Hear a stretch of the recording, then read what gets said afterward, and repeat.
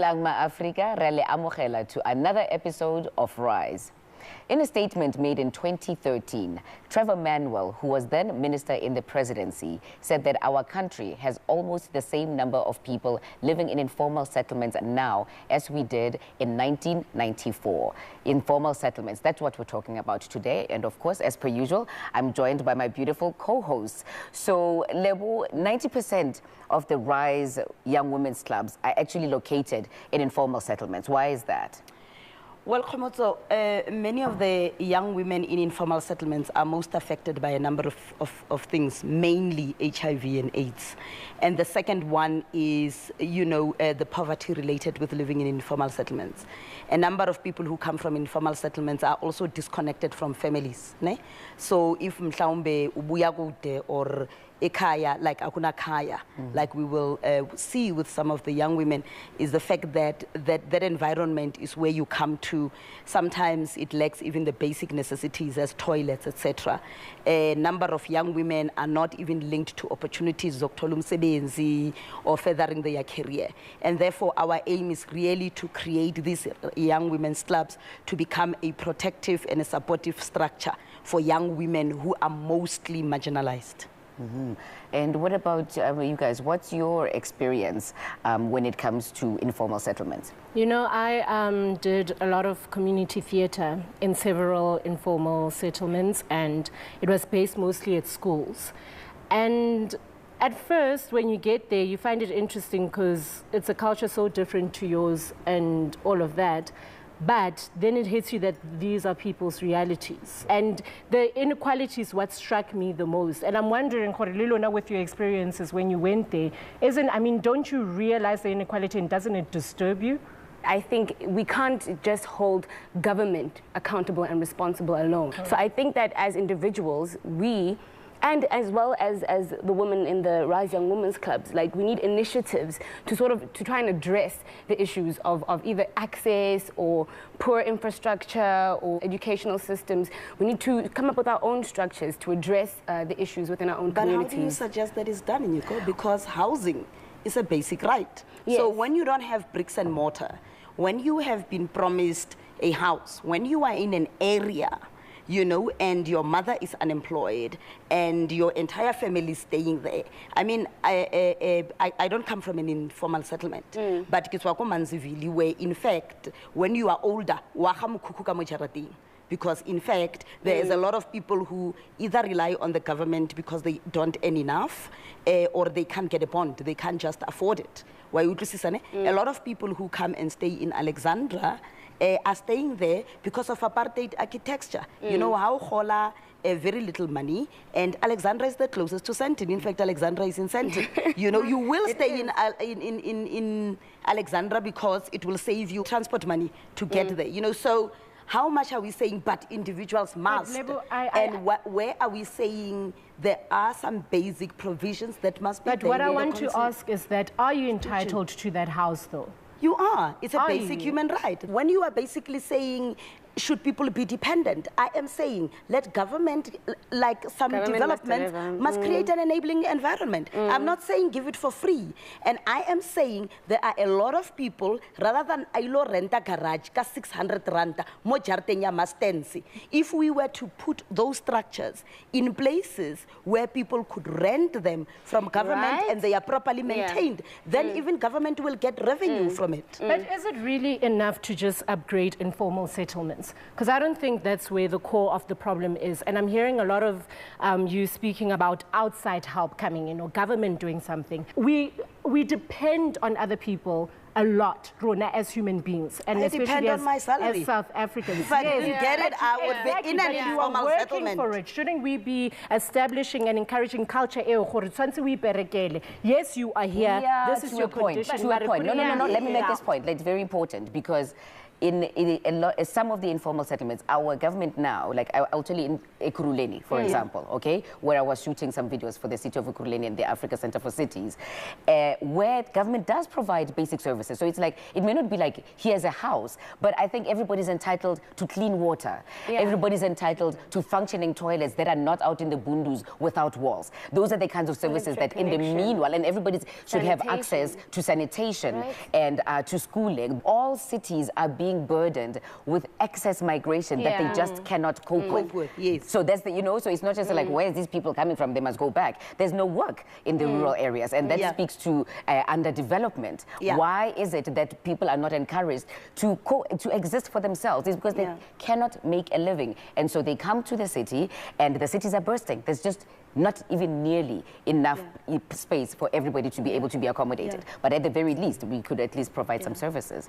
But I think for me, what is fundamental for na, it's fundamental. Let us not assume that when people are staying in informal settlements, firstly, they put themselves there, therefore they must take themselves out. It's generational.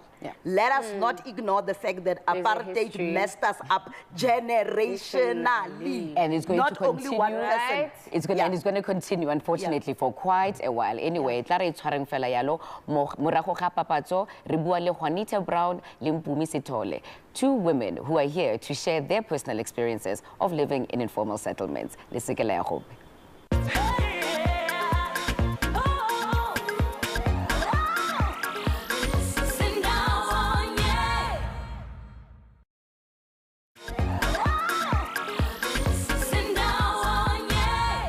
Welcome terug.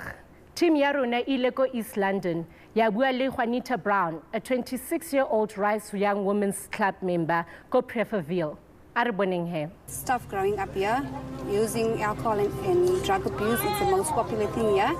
And the pregnancy, young women are getting pregnant very early, from the age of 14, and it's a tough life here.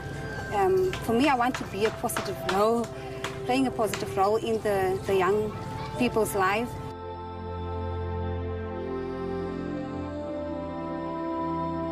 Ik wil jullie advies van die plek waar ik gemolesteerd was. Ik was 5 jaar oud, ik was gemolesteerd. Toen hij met mij gelopen en hij heeft met mij gekomen met zijn chommies, hij had gerookt. En wat ik kon zien in die kamer was niks, er was totaal niks in huis. En in één kamer was daar net een matras en een lucht. En van haar af kan ik je onthouden. Misschien heeft hij mij goed gegeven om te drinken. Ik heb net gezien dat ik in de hospitaal lig. Voor mij was het baie moeilijk. Als een kind, ik kon niet onthouden wat gebeurt met mij niet.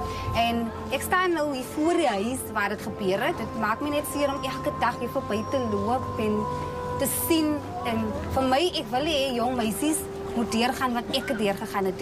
Ons het een groep, Young Women's Club, Rise and Shine is the name. There was a young lady in the group, her name is Melvinia. We all know her by the name, we call her Sarki. She passed away a week ago, 2 weeks ago, of an overdose. And for the young ladies here, it's very hurtful and painful for them seeing their friend just gone doing this thing. And we've dedicated 2 poems and a song to her. If we could bring you back again, if we could bring you back again for 1 more hour or day, we'd express all our unspoken love. We'd have countless things to say. If we could bring you back again, we'd say we treasure you, and that your presence in our lives meant more than we ever knew. If we could bring you back again to tell you what we should, you know how much we miss you now. If we could, we wouldn't. If we could bring you back again, rest in peace. A better place. She's in a better place right now than she's ever been before. All pain is gone. She's now at rest. Nothing troubles her anymore. If we could feel her burden of our sadness and our relief. We have to cry, we have to mourn a loss before we get relief. We know we'll reconnect with her at the end of our earthly life's road. We'll see her cherished face again when we relieve our earthly load. She's in a better place. Rest in peace. From Young Women's Future Leader, Young Women's Club. I'm always taken aback by some of the challenges that young women in the clubs are facing. Baeng ba rona kajeko ke basadi ba tlhalohanyang mathata a tshwanang le a. Lebo is joined by Juanita Brown and Mpumi Sithole on the couch. Over to you, Lebo. Thanks, Nyeko. Hi, welcome, Juanita and Mpumi. Thank you. Juanita, let me start with you.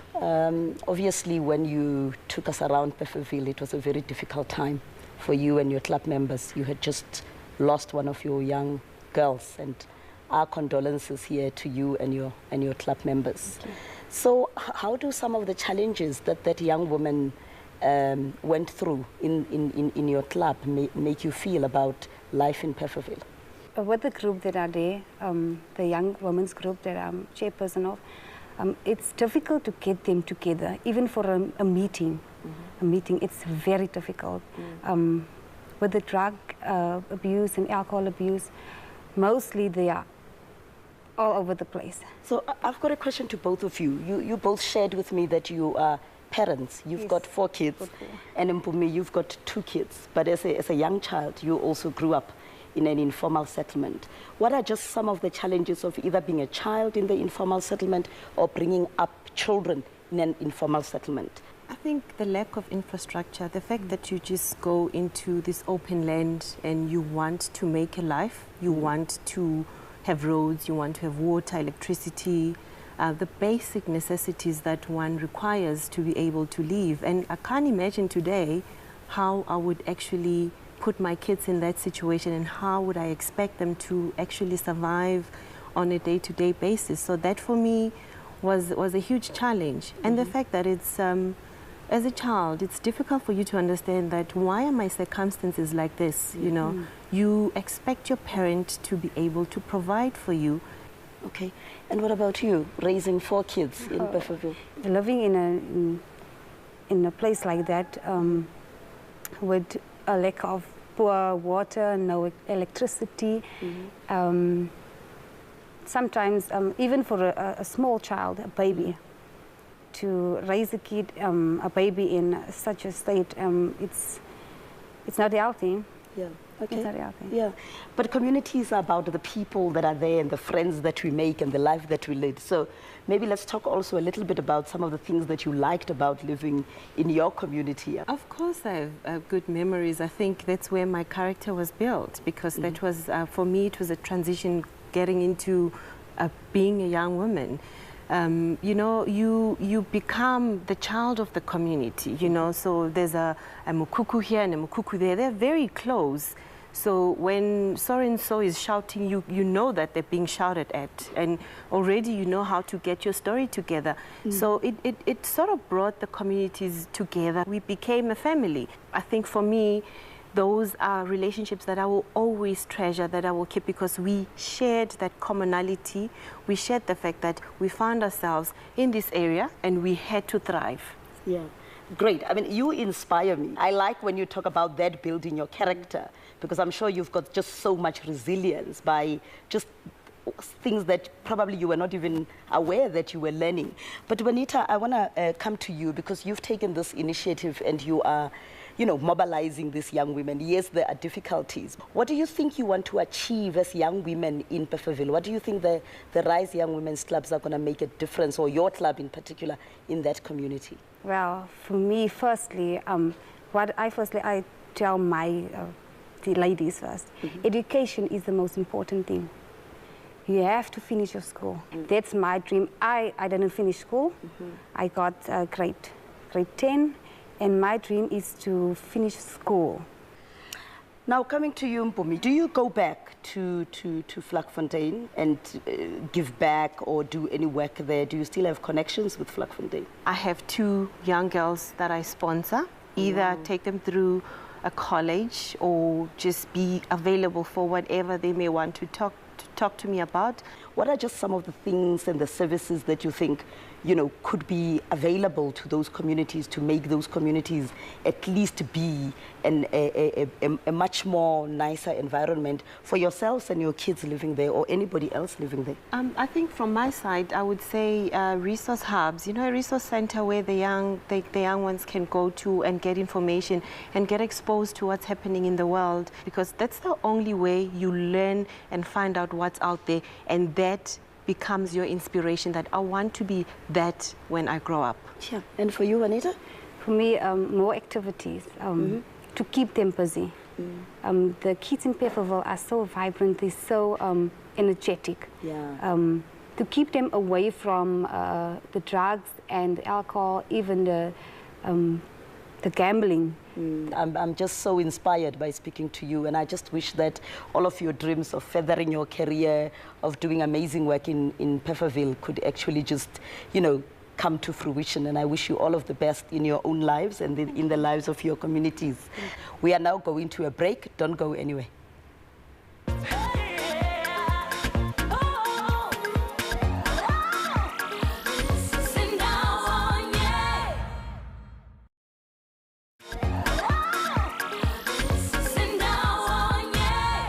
Welcome back to the show.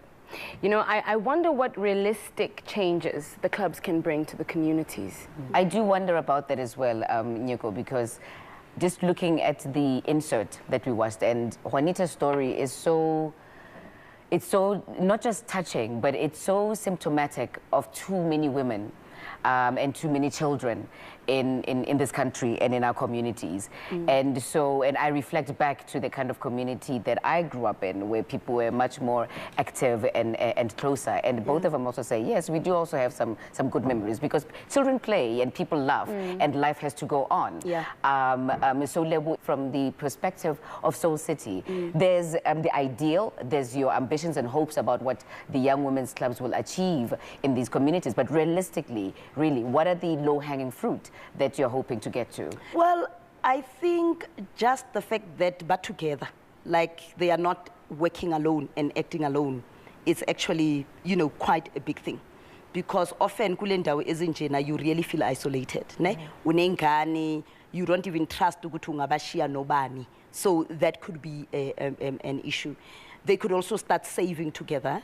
They could also start small businesses together.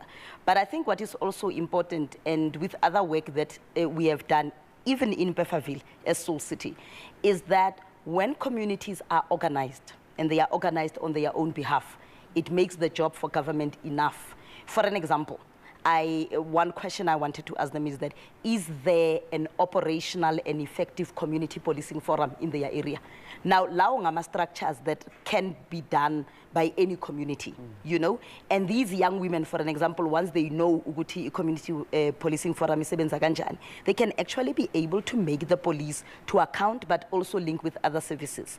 If there is a problem with drugs, do they know Uguti where are other organizations that are helping with drugs, and what are the activities that they can do, But how can they be a support function to each other?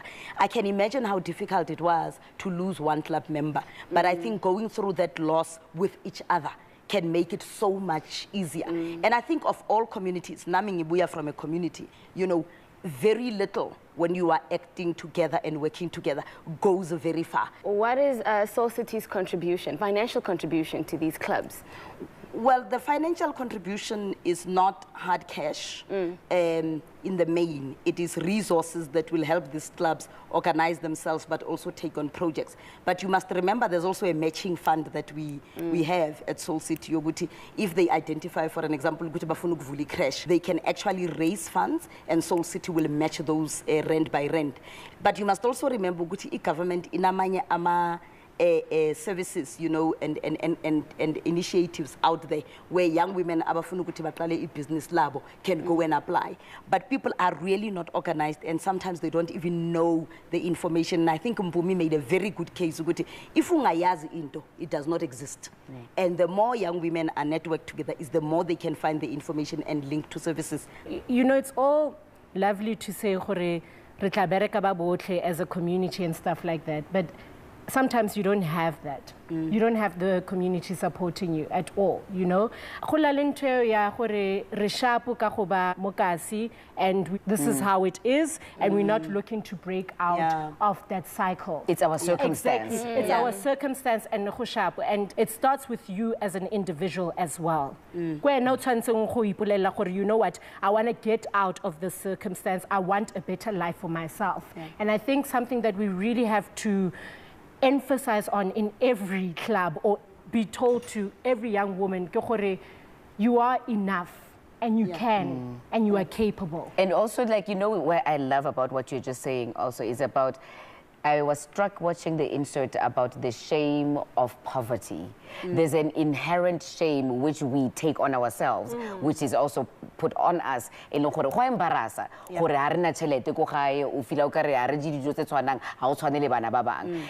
of that element of you're not the environment that you grow up in, and I wish Julie had actually talked about that even more, because she's you know, when we spoke to her in the research, she was speaking a lot about how shameful she was. She wouldn't tell people where she lived. She would rather travel a further distance and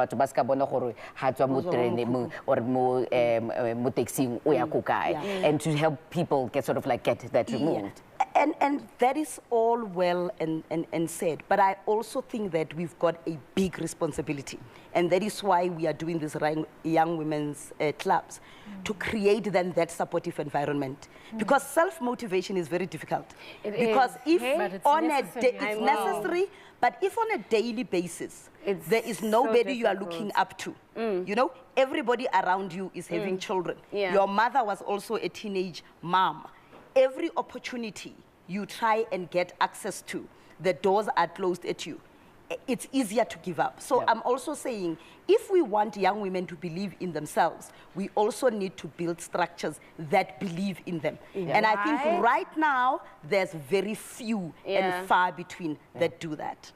Well, it's been another fabulous discussion that we have unfortunately to cut short because we're out of time. So we'll pick it up again next week. You know, a young woman once told me that living in an informal settlement is like being a soldier in a war. Informal settlements are everyone's problem, and we can't continue to ignore them. They're a reflection of our failure as a society. And sena siamana le mongwe wa rona. Re lebogile thata ma Afrika gore re be le lona mo busegong ba kajeno. And a special thank you to our guests, Juanita Brown and Mpumi Sithole, for sharing their stories. And also, of course, to the young women in studio today. Le seke la lebala go tshwaragana le rona mo Twitter, Mixit, and Facebook. Ga ebe boroko ma Afrika, re tla bonana mo bekeng e latelang.